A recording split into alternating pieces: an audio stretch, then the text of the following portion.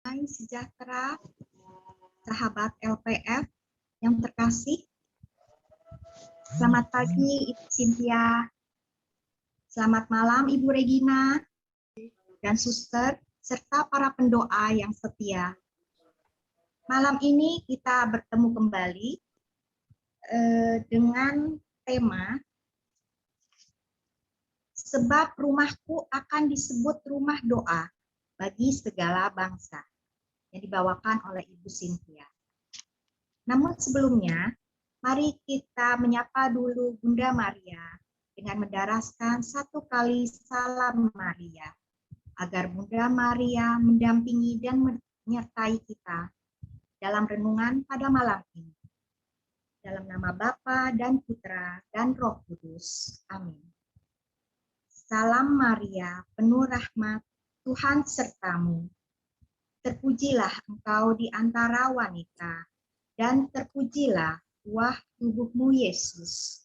Santa Maria, Bunda Allah, doakanlah kami yang berdosa ini, sekarang dan waktu kami mati. Amin. Dalam nama Bapa dan Putra dan Roh Kudus. Amin. Namun sebelumnya, saya akan membacakan satu pantun dari Ibu Vero. Tuhan Yesus kekasih hati, selalu hadir di sana sini. Mari satukan pikiran dan hati, kita dengarkan renungan malam ini.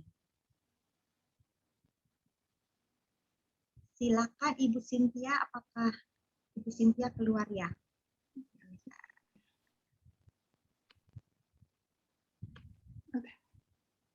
Ada.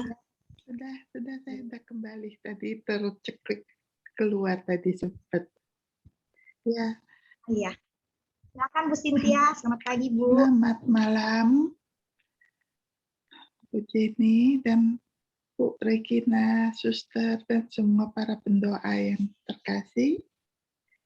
Selamat bertemu kembali malam ini. Ya, malam ini kita akan coba sama-sama membahas ya, rumah saya akan disebut rumah doa untuk semua bangsa. Jadi itu diambil dari Markus bab 11 ayat 15 sampai 18. Di situ tertulis. Saya baca sebentar ya. Lalu tibalah Yesus dan murid-muridnya di Yerusalem. Sesudah Yesus masuk ke bait Allah, mulailah Ia mengusir orang-orang yang berjual beli di halaman bait Allah. Meja-meja penukar uang dan bangku-bangku pedagang merpati dibalikkannya. Dan ia tidak memperbolehkan orang membawa barang-barang melintasi halaman bait Allah. Lalu ia mengajar mereka, katanya, bukankah ada tertulis, rumahku akan disebut rumah doa bagi segala bangsa. Tetapi kamu ini telah menjadikannya sarang penyamun. Imam-imam, kepala, dan ahli-ahli Taurat mendengar tentang peristiwa itu, dan mereka berusaha untuk membinasakan dia. Sebab mereka takut kepadanya, melihat seluruh orang banyak takjub akan pengajarannya. Jadi di sini pembersihan bait suci oleh Yesus di Yerusalem adalah salah satu aspek yang paling menarik dari kehidupan dan kepribadiannya yang diceritakan di dalam Alkitab ya. Jadi ini adalah kisah yang menarik perhatian kita dan membuat kita berpikir bahwa mungkin pada kesempatan ini Yesus bertindak terlalu jauh sampai membalikkan meja, sampai marah, sampai begitu luar biasa. Faktanya kisah itu memiliki dimensi yang jauh. Lebih dalam daripada apakah Yesus menjadi terlalu marah. Jadi ada di balik itu ada arti yang lain. Ceritanya berbincang tentang pembersihan yang telah lebih dramatis, kehancuran bait suci, dan seluruh ekonomi perjanjian lama. Jadi ini kan menjelang hari sebelum ia ditangkap ya. Jadi di dalam Injil Markus ya, menunjukkan kepada kita 3 contoh yang di mana Yesus menjalankan otoritas dan ketuhanan ilahinya. Itu adalah ketuhanan Yesus selama Sabat. Itu ada di Markus bab 3 ayat 28. Ketuhanan Yesus atas pernikahan dan perceraian. Itu ada di Markus bab 10 ayat 6 sampai 12. Yang ketiga, ketuhanan Yesus atas bait suci. Itu di Markus bab 11 ayat 15 sampai 18 dan Markus 13 ayat 1 sampai 37. Ya, yang terakhir itu bab 13 itu bagus, tapi nanti baca sendiri ya. Jadi apa yang terjadi dengan Yesus dengan para penukar uang di bait suci?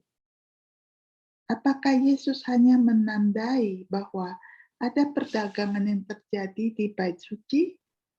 Atau ada kekhawatiran yang jauh lebih dalam di benak Yesus?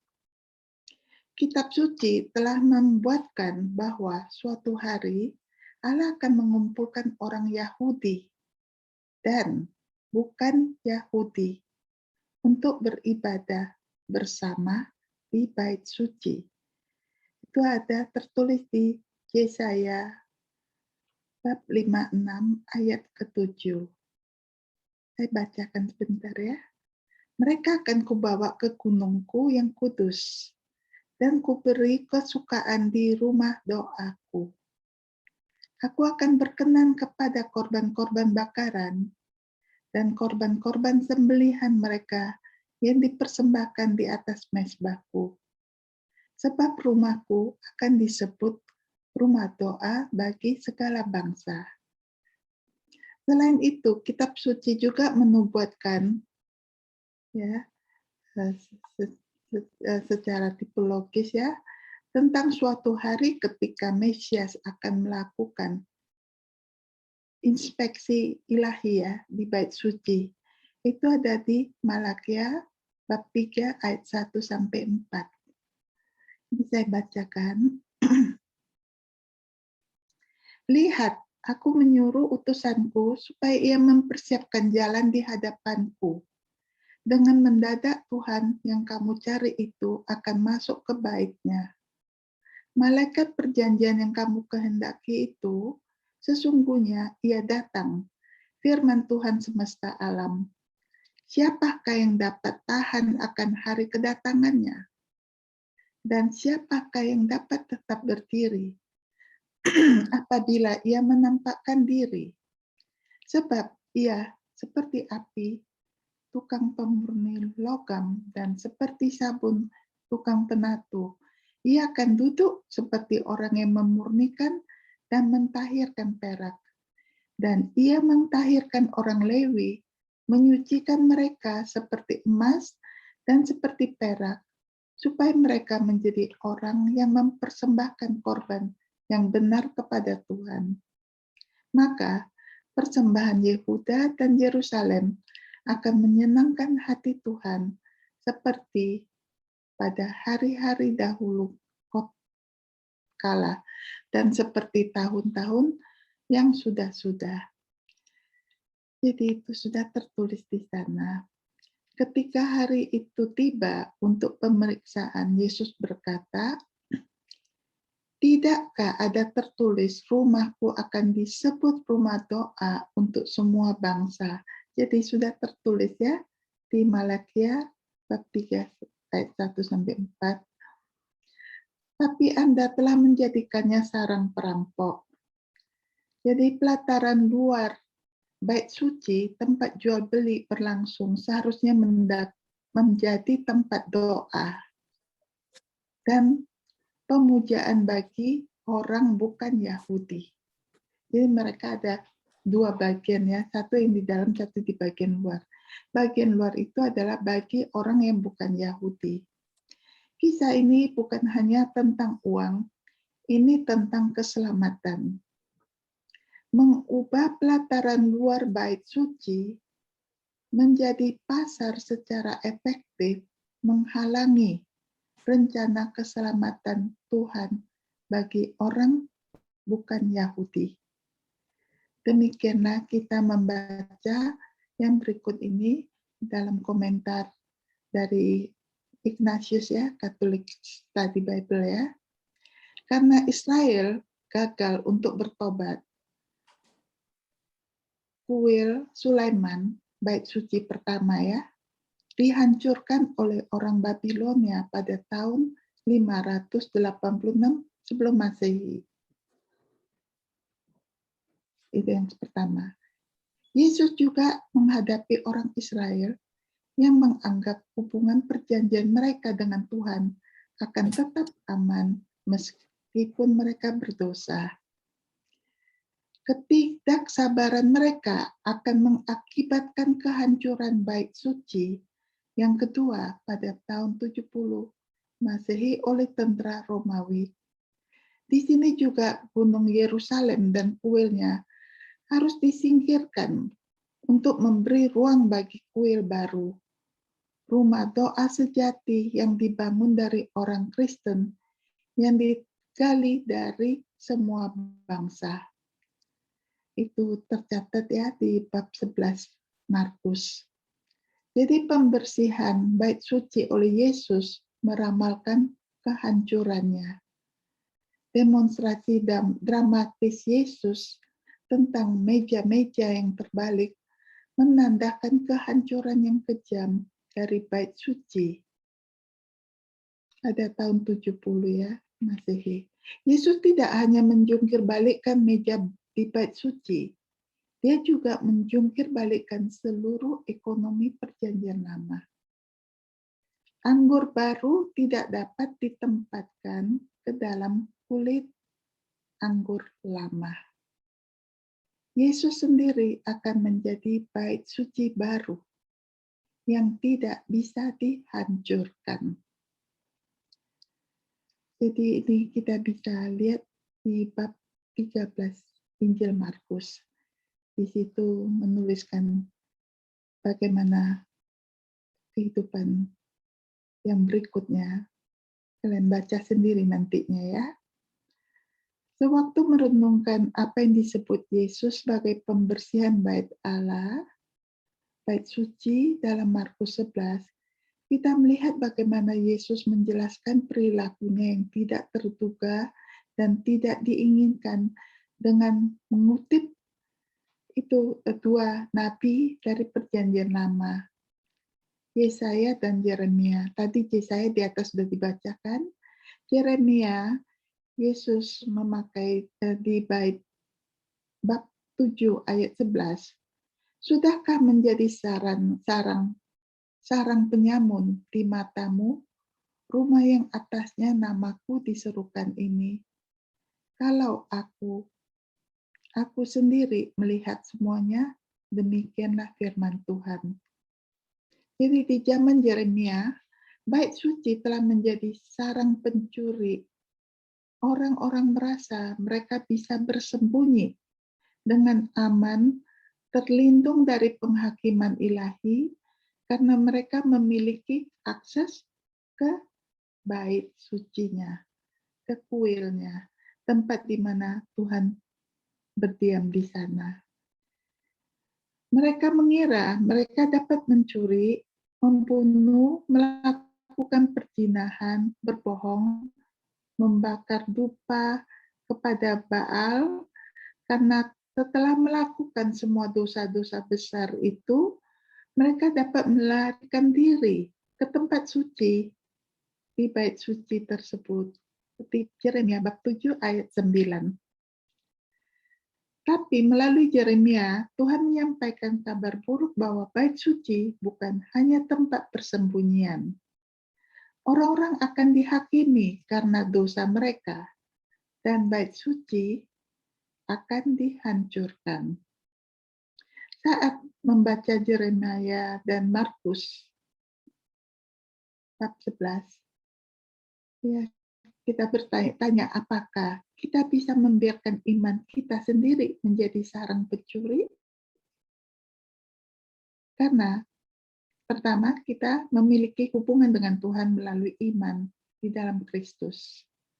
Apakah kita, saya, dan Anda semua ya, membiarkan diri kita lolos ketika harus hidup benar? Apakah kita mengabaikan panggilan untuk keadilan karena iman kita kepada Yesus? Apakah kita mengabaikan kebutuhan orang lain karena kita aman di dalam Tuhan? Iman sejati kepada Tuhan melalui Yesus Kristus tidak tersembunyi dari dunia dan kebutuhannya. Itu tidak memberkati atau bahkan memaafkan ketidakbenaran dan ketidakadilan, meskipun itu menawarkan pengampunan. Sebaliknya, iman Kristen yang otentik akan diekspresikan dalam pekerjaan baik yang telah Tuhan persiapkan bagi kita. Itu ada di Efesus bab 2 ayat 8-10. Saya bacakan ya. Sebab karena kasih karunia kamu diselamatkan oleh iman. Itu bukan hasil usahamu, tetapi pemberian Allah. Itu bukan hasil pekerjaanmu. Jangan ada orang yang memegahkan diri, karena kita ini buatan Allah, diciptakan dalam Kristus Yesus untuk melakukan pekerjaan baik yang dipersiapkan Allah sebelumnya. Ia mau supaya kita hidup di dalamnya. Jadi kita hidup di dalam Tuhan. Itu kita harus selalu hadirkan Yesus. Selalu hadirkan Ia, ya kita terima Ia di dalam sakramen Ekaristi. Jadi di sini kita melihat juga, kita akan mencari dengan kuasa Tuhan untuk melarikan diri dari dosa, untuk hidup di hadirat Tuhan. Sehingga kita bisa melayani Dia di setiap arena kehidupan. Iman kita seharusnya tidak pernah menjadi sarang pencuri, melainkan rumah doa bagi semua orang, sehingga orang lain bisa tertarik pada Tuhan melalui kita. Jadi kita harus menjadi rumah doa. Bagi setiap orang yang melihat kita, mereka akan tertarik karena mereka melihat Tuhan hadir melalui hidup kita.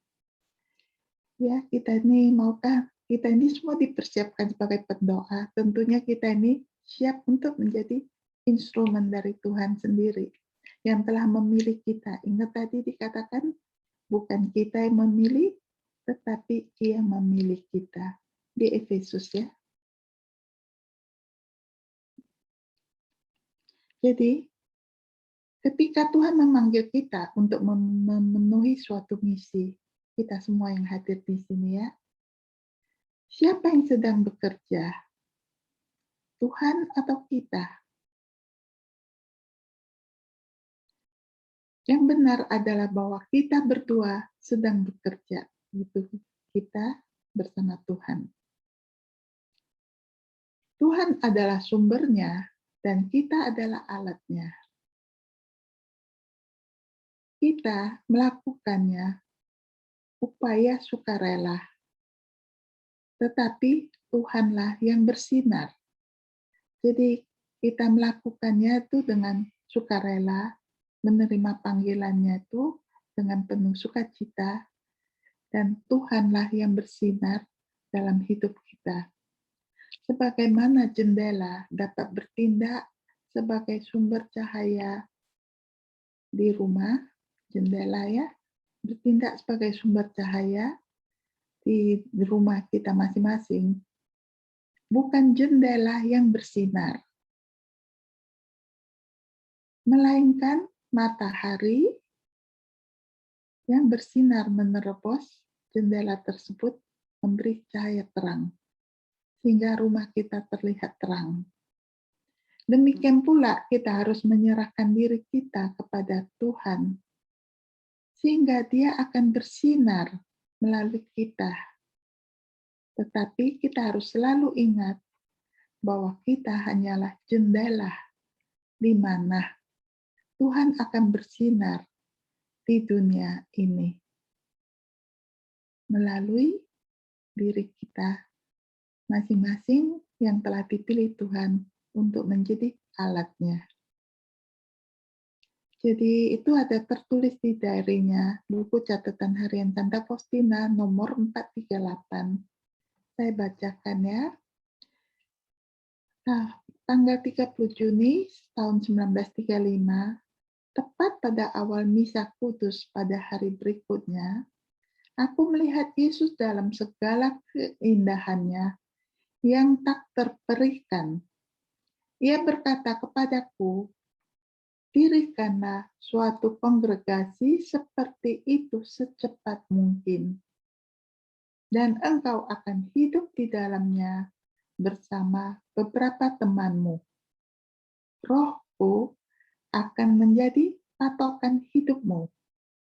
Hidupmu harus dibentuk seturut hidupku. Mulai dari palungan sampai ke kematianku. Disalib. Resapilah misteri-misteriku, dan engkau akan mengetahui lubuk kerahimanku terhadap semua ciptaan dan kebaikanku yang tak terselami. Dan ini akan engkau perkenalkan kepada dunia. Lewat doa-doamu, engkau akan menjadi pengantara antara surga dan bumi. Jadi bagaimana dengan kita? Apakah kita ingin Tuhan bersinar melalui kita dengan cerah? Apakah kita ingin sinar cintanya memancar dan menerangi orang lain? Jika kita melakukannya, maka rendahkan diri kita melakukannya. Rendahkan diri kita sehingga kita bisa menjadi alat kasih karunia-Nya. Sadarilah bahwa kita tidak lebih dari sebuah instrumen, bukan sumber.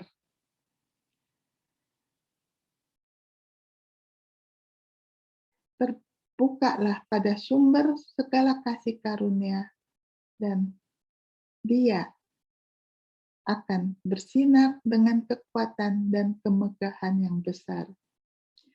Jadi saya katakan kita itu karena saya juga belajar, kita semua juga saling belajar, saling untuk memahami apa arti dari panggilan hidup kita. Bagaimana kita boleh bersinar dengan cahaya Tuhan yang ada dalam diri kita.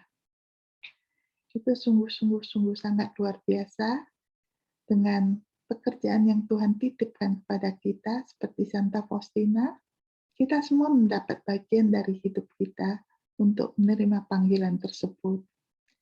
Ya, sebagai contoh mungkin saya bisa bagikan sharing saya bila masih ada waktu ya. Ya, kita melihat kembali pekerjaan yang Tuhan titipkan kepada saya yang tidak mengerti apa-apa sejak awal pertama terpanggil untuk datang kembali ke Indonesia untuk berkarya di ladangnya, yaitu di Keuskupan Agung Medan, itu bersama Ibu Regina yang telah menjalankan misinya dengan baik. Hingga setelah saya menjawab di panggilan tersebut ya, tentunya saya juga mendapatkan blessing, berkat ya. Dan juga saya juga banyak discern melalui banyak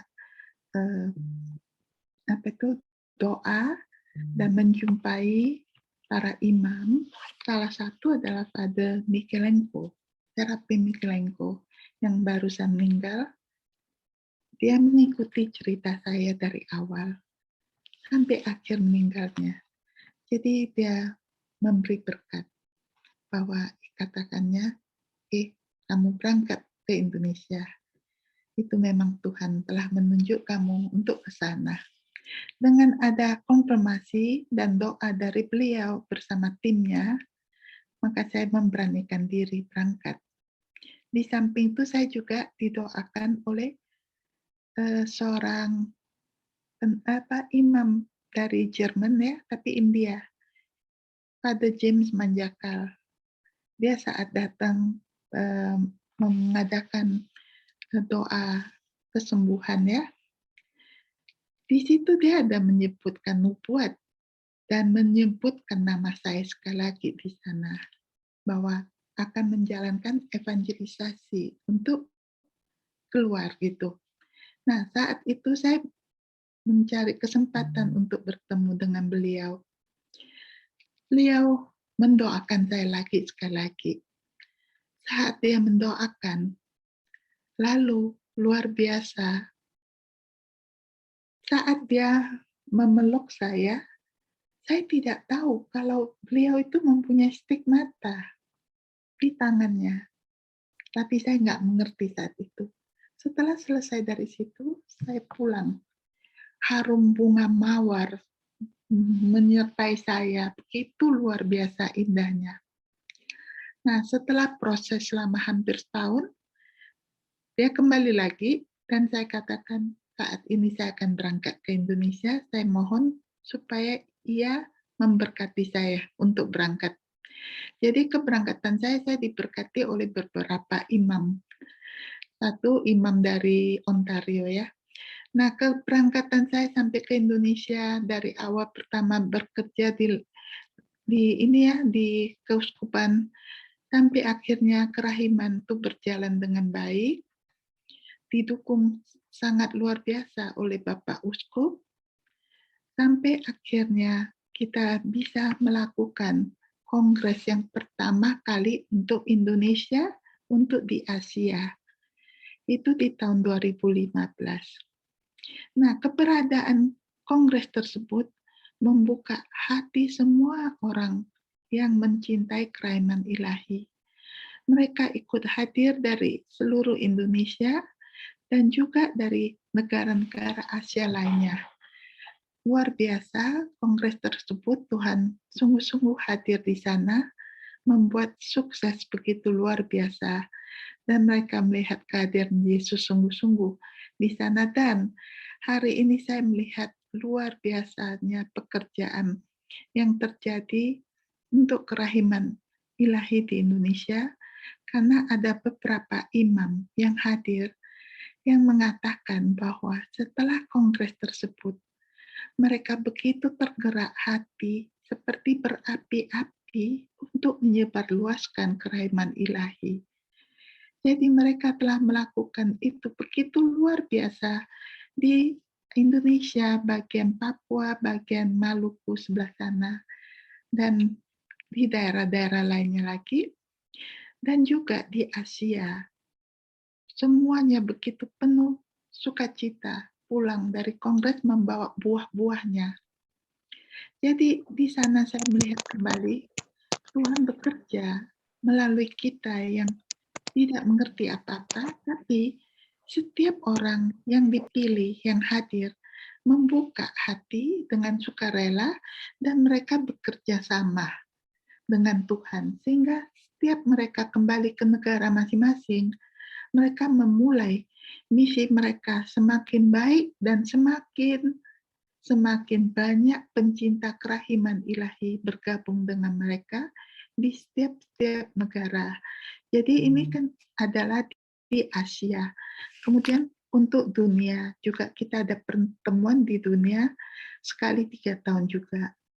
Jadi saya ingin mengatakan keharuman Tuhan Yesus bekerja di antara orang-orang pilihannya di setiap negara yang telah kita jumpai, sampai yang di Afrika, Nigeria, 2 uskupnya di sana. Kemarin waktu novena, mereka ikut novena untuk kerahiman ilahi, untuk pesta kerahiman ilahi. Kemudian dari Jerman, dari Lebanon, dari Egypt, dari Timur Tengah ya. Kemudian dari Australia, dari Amerika, dari Kanada, dari Thailand, dari Asia, dari Guam, dari semua negara di Asia, dari Hong Kong, dari Vietnam, dari Singapura, Malaysia, juga dari Indonesia. Jadi inilah yang dikatakan rumah doa bangsa-bangsa. Kita bersatu, kita berdoa bersama, kita bersatu di dalam satu. Luar biasa kesatuan kita, menggabungkan diri dari tiap-tiap negara menjadi satu untuk memuliakan Tuhan, untuk berdoa, untuk membawa banyak jiwa diselamatkan. Jadi dari hasil kita bersatu dalam doa, apalagi sekarang telah begitu luar biasa dalam penyebaran media melalui YouTube. Jadi orang bisa setiap kali membuka, mendengar kembali pembicaraan-pembicara yang begitu bagus dan berkenan di hati. Sehingga dalam hal ini saya melihat banyak orang bisa ulang mendengar dan belajar banyak dari sana. Jadi inilah yang salah satu bagian yang kita lakukan saat ini dan kita masih berlanjut. Ya, seperti yang dibuat oleh Ibu Regina saat ini juga sangat bagus sekali, telah mempersatukan kita dari seluruh Indonesia dan juga telah banyak yang ingin ikut ambil bagian dalam hal berdoa dan menjadi cahaya terang dari kehadiran Tuhan di dalam diri kita. Jadi kita mulailah dari diri kita masing-masing, menjadi cahaya terang dalam diri bagi semua orang yang bisa melihat kehadiran Tuhan Yesus dan bagi keluarga kita. Ya, saya kira untuk malam ini saya akhiri. Ya, kita bisa tutup dengan doa sebentar. Tuhan, kita mempersembahkan diri kita kepadamu sebagai jendela untuk hatimu yang penuh belas kasih. Bersinar melalui kita, Tuhan terkasih, semoga kita menjadi alat sejati rahmat-Mu, dan semoga Engkau dan Engkau yang menjadi sumber segala rahmat dan rahmat. Belas kasih. Amin. Terima kasih. Saya kembalikan kepada Ibu Jenny. Terima kasih Ibu Cynthia atas pengajaran dan renungannya dan juga sharingnya atas pelayanan selama ini, Bu. Izinkan saya merangkum beberapa poin yang tadi Ibu sudah sampaikan. Yang pertama adalah rumah Allah menjadi tempat doa bagi segala bangsa. Kemudian, pembersihan bait Allah dari Yesus menandakan kehancuran bait suci di tahun 70 Masehi. Iman Kristen yang otentik diberikan oleh Allah bukan hasil pekerjaan kita. Allah sudah mempersiapkan hidup dalam Tuhan untuk kita. Jadi selalu hadirkan Allah melalui sakramen Ekaristi salah satunya. Kemudian yang patut diingat, dan ini paling penting, kita harus menerima panggilan dengan sukacita. Tuhan itu sebagai sumbernya dan kita sebagai instrumennya, kita sebagai alatnya. yang patut kita renungkan pula, apakah kita ingin Tuhan bersinar dengan cerah dalam hidup kita?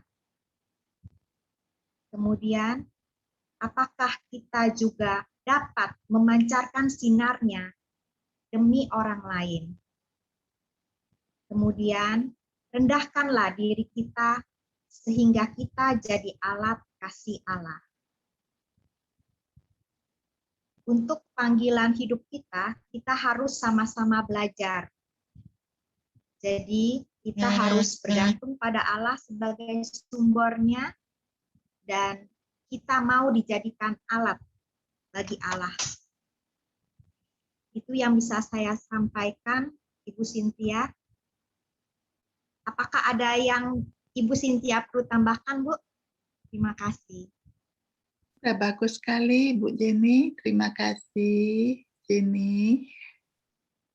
Baiklah, sekarang kita mempersilakan kepada sahabat LPF, jika ada yang mau bertanya atau bersharing mengenai tema kita malam ini.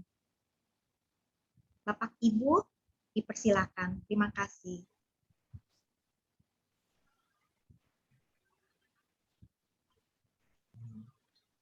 Selamat malam Bu Jenny, selamat malam Bu Cynthia. Malam Dwi, silakan Dwi. Ya, saya agak sedikit bertanya, mengapa seluruh dunia itu akan menjadi rumah Allah kalau kita terus berdoa dan mengikuti renungan seperti doa Karonka itu kan sungguh dahsyat banget. Ya, supaya apa yang mau diminta itu pasti terkabul gitu. Itu mengapa kalau dunia itu menjadi rumah Allah gitu.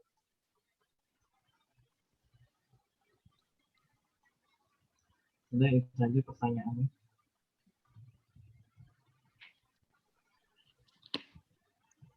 Pertanyaannya jelas nggak ya Bu Cynthia? Tadi kurang jelas. Boleh diulangi? Ya, tolong ulangi lagi ya Bu. Oh iya. Mengapa dunia menjadi rumah Allah kalau kita terus berdoa dan mengikuti kegiatan-kegiatan dengan Allah gitu. Sekali lagi, mengapa dunia menjadi rumah Allah? dunia Menjadi rumah Allah. Sebentar ya. Dunia menjadi rumah Allah. Bangsa-bangsa yang terpilih, bangsa-bangsa yang Tuhan, artinya Tuhan tidak membuat kotak-kotak semua bangsa. Dia mau satukan kita semua. Jadi kita semua bersatu karena Yesus wafat bukan hanya untuk orang Yahudi, tapi untuk semua orang yang percaya padanya. Jadi bagi yang percaya padanya, tentu akan datang dan mempersiapkan diri mereka. Seperti tadi saya katakan, kita itu akan menjadi cahaya terang dari kehadiran Tuhan Yesus dalam diri kita, maka kita menjadi rumah doa. Rumah doa di mana kita berdoa bagi dunia, bagi keluarga, bagi kita, bagi semua orang. Jadi doa itu adalah doa, bukan hanya doa untuk pribadi, tapi doa untuk seluruhnya. Jadi di mana kehidupan doa itu akan menjadi semakin besar, semakin meluas, dan bergabung dengan dunia. Saat ini banyak sekali orang-orang yang percaya pada Tuhan Yesus. Banyak sekali link-linknya yang berdoa bersama. Kita bersatu dalam doa. Itu bagi yang percaya pada Tuhan. Keindahan dalam kesatuan itu yang luar biasa. Dalam satu iman, dalam satu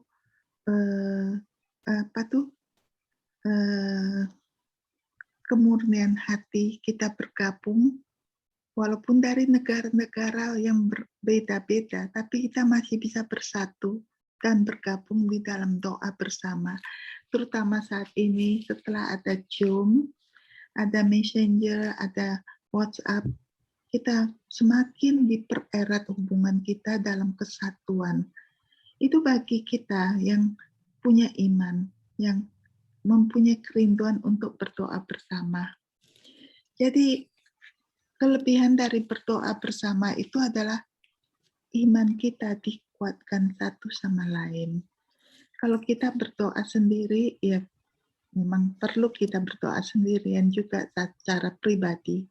Tapi ada saat-saat tertentu kita harus bergabung menjadi satu komunitas yang saling menguatkan dan saling meneguhkan saat-saat kita lemah. Jadi itulah contoh salah satunya.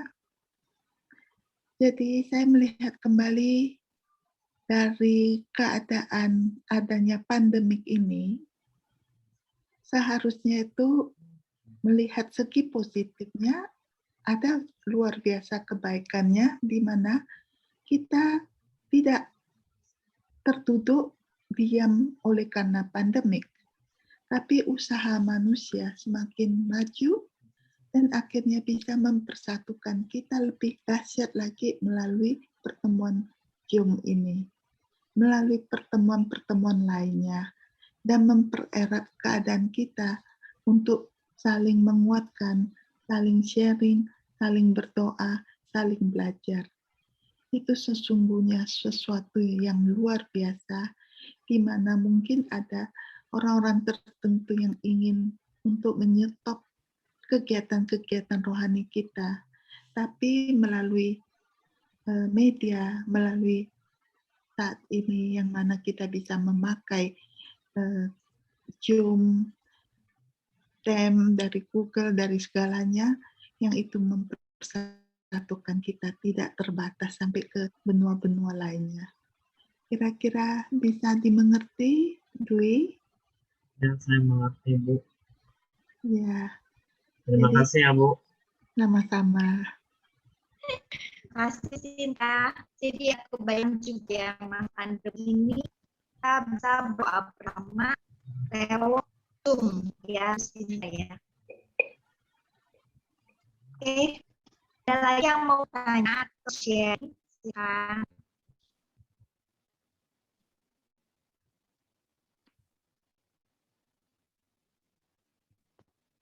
Selamat malam Bu Jenny, selamat pagi Bu Cynthia. Bu Tisya, silakan Bu. Ya, saya akan sharingkan tadi, saya sudah lebih jelas Bu Cynthia menjelaskan tentang Karongka dan betapa bahagianya saya juga pernah jadi volunteer untuk membantu pada saat Akom ya Bu Cynthia di Penang, mungkin 3 tahun yang lalu ya Bu ya kalau tidak salah. Iya, tahun Ya. 2018 ya. Iya, saya dipanggil untuk membantu untuk merangkai bunga pada saat waktu konferensi itu. Saya merasa sangat bahagia sekali walaupun saya tidak bisa ngikut karena kegiatan anak-anak ya tidak tepat waktunya dan saya sangat suka dengan saudara-saudara seiman dari seluruh dunia bisa berkumpul bersama-sama berdoa bersama dengan satu kekuatan doa ya Bu ya. Di sana itu saya merasakan satu kesatuan yang luar biasa walaupun mungkin bahasanya berbeda-beda, tapi mereka semua sama. Saya sangat-sangat bersyukur pada saat itu. Dan sekarang hari ini lebih jelas lagi Bu Cynthia menjelaskan tentang Karangka dan juga berdoa tentang berdoa di mana rumah Allah kita adalah rumah Tuhan untuk sama-sama berdoa. Terima kasih Bu Cynthia atas sharingnya. Terima kasih Bu Trisa.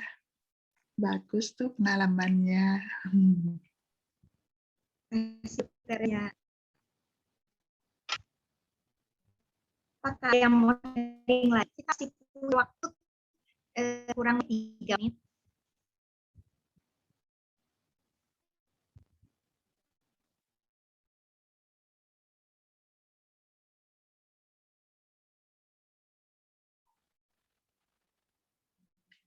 Selamat malam Ibu Cynthia dan Ibu Jenny.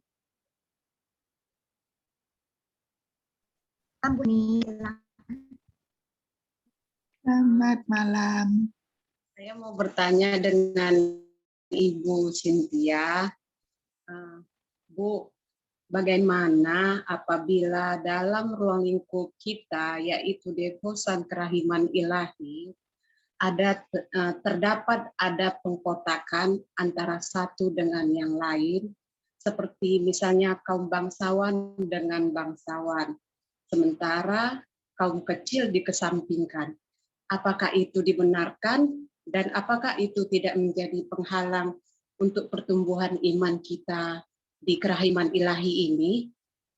Terima kasih Bu Cynthia, mohon penjelasannya. Terima kasih Bu Eni. Sebenarnya Yesus datang, sudah dikatakan dia datang untuk semua orang. Dia wafat untuk semua orang. Dia selamatkan semua orang. Yang tadi dikatakan bait sucinya, yang halaman sebelah luarnya adalah untuk orang-orang yang non-Yahudi, yang bukan Yahudi. Berarti kedatangan Yesus adalah untuk kita semua yang percaya padanya. Jadi kalau ada terjadi pengkotak-kotakan itu sungguh sangat tidak baik. Yesus tuh membawa kita untuk bersatu, tidak membeda-bedakan. Jadi saya merasa kalau misalnya kita masih bisa bersatu, ya bersatu saja tanpa harus memikirkan mereka itu bangsawan atau tidak, sejauh mereka mengizinkan kita gabung. Ya, tapi mungkin di dalamnya itu ada terjadi, kita nggak usah pedulikan. Yang penting kita tuh belajar bersama. Jadi saya kalau punya prinsip di mana kita berada, kita gabungkan diri. Kalau mereka mau membuat otak-otak, itu ya mereka, sejauh mereka mengizinkan kita bergabung. Ya nggak apa-apa, kita gabung, kita belajar bersama. Sejauh sampai ada batasan yang mereka kotak-kotakkan bahwa kita tidak boleh masuk lagi, nah itu udah nggak benar lagi ya. Itu bukan ajaran dari Yesus untuk kita semua. Kita harus saling mengasihi, saling mencintai, saling mendukung satu dengan yang lain. Terutama bagi yang lemah. Kita harus menguatkan mereka. Jadi kita harus bersatu hati. Ya, Bu Heni dari mana datangnya? Saya dari Medan, Ibu. Oh, dari Medan. Paroki mana? Paroki Katedral, Ibu. Oh, katedral. Terima kasih Ibu Cynthia buat penjelasannya. Saya merasa senang. Terima kasih.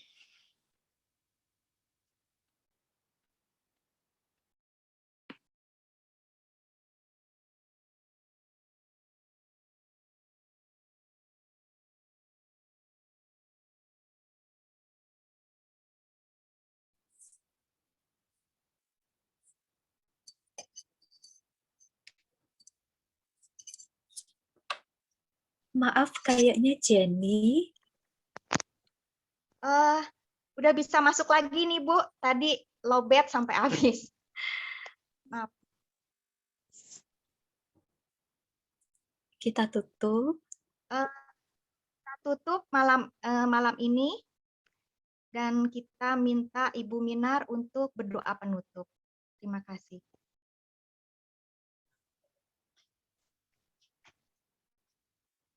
Terima kasih Bu Jenny. Ya, Ibu Minar. Mari kita menutup pertemuan kita malam hari ini. Kita bersatu hati. Dalam nama Bapa dan Putra dan Roh Kudus. Amin. Amin. Sungguh kami bersyukur di hadirat-Mu ya Bapa pada malam hari ini. Di mana kami telah Engkau pilih menjadi rumah doa bagi sesama kami yang membutuhkan dan juga bagi semua saudara-saudara kami. Terlebih begitu indah ya Tuhan, kami pada malam hari ini mendengarkan sharing dari Ibu Cynthia, di mana Ibu Cynthia telah Engkau pakai ya Tuhan, sejak dari waktu-waktu yang lalu, untuk boleh menjadi alat di tangan-Mu, untuk menyebarkan kerahiman ilahi, di mana saja pun dia berada. Bahkan dia sudah menyebarkan kerahiman ilahi sampai ke ujung-ujung bumi. Terima kasih Tuhan untuk penyertaan-Mu bagi Ibu Cynthia dan keluarga. Kau yang memberikan dia hikmat dan kebijaksanaan. Kau yang memberikan dia kesehatan, sukacita, dan hatinya Engkau penuhi dengan cinta, sehingga dia dapat merangkul setiap orang dari berbagai-bagai bangsa untuk boleh mengenal kerahiman-Mu ya Tuhan. Terima kasih ya Bapa. Biarlah kami yang sering, yang hampir setiap saat menerima bimbingan dan tuntunan dari Ibu yang kami kasihi, Ibu Cynthia. Biarlah juga kami semakin hari semakin dipulihkan, hati kami dipenuhi dengan cinta, agar perkataan, perbuatan kami semuanya mengungkapkan cinta, kasih sayang daripada-Mu ya Tuhan, yang melingkupi kami, membawa jiwa-jiwa semakin lebih banyak lagi ke dalam lautan kerahiman-Mu. Saat ini ya Tuhan, kami juga berdoa untuk Ibu Regina yang telah bersusah payah untuk mengumpulkan kami di dalam keluarga besar The Praying Family, hingga sampai hari ini sudah lebih daripada cukup ya Tuhan. Tuhan, terima kasih untuk kedua ibu yang Engkau kasihi ini ada di tengah-tengah kami. Saat ini ya Tuhan, kami telah berada di pelosok-pelosok pulau-pulau Indonesia. Tetapi Tuhan, kami masih meminta daripada-Mu. Engkau sendirilah yang menjangkau Papua untuk kerahiman-Mu ya Tuhan. Kami rindu ada dari Papua untuk menjadi peserta di dalam keluarga LPF ini ya Tuhan. Kami serahkan segalanya ini ke dalam tangan-Mu. Biarlah setiap kami yang menjadi anggota di dalam LPF ini ya Tuhan, boleh membawa semakin lebih banyak lagi jiwa. Biarlah kerahiman ilahi yang telah kami dengar dan kami renungkan, semuanya berguna dengan maksimal untuk mempersiapkan dunia untuk kedatangan-Mu yang kedua. Terima kasih ya Tuhan, berkatilah juga kami semua, para anggota LPF, yang tidak dapat lagi kami sebut di kota-kota mana saja kami berada. Karena pada malam hari ini, kami diteguhkan, dikuatkan iman kami, diberkati oleh sharing daripada Ibu Cynthia. Kami percaya malam hari ini kami akan dapat tidur dengan nyenyak, dikawal oleh para malaikat Tuhan dari surga. Dan demikian juga dengan Ibu Cynthia yang akan melanjutkan pelayanannya pada hari ini. Berkatilah Ibu Cynthia di mana saja pun beliau melayani ya Tuhan. Dan izinkan kami besok pagi bangun juga dari tidur kami, agar kami juga dapat memulai pekerjaan harian kami. Dan kami rindu juga untuk besok malam. Jumlah kami semakin ditambah-tambahkan oleh-Mu ya Tuhan. Dan kami dapat berkumpul dengan penuh syukur dan penuh sukacita. Kemuliaan kepada Bapa dan Putra dan Roh Kudus, seperti pada permulaan, sekarang, selalu, dan sepanjang segala abad. Amin. Dalam nama Bapa dan Putra dan Roh Kudus. Amin. Terima kasih, Bu.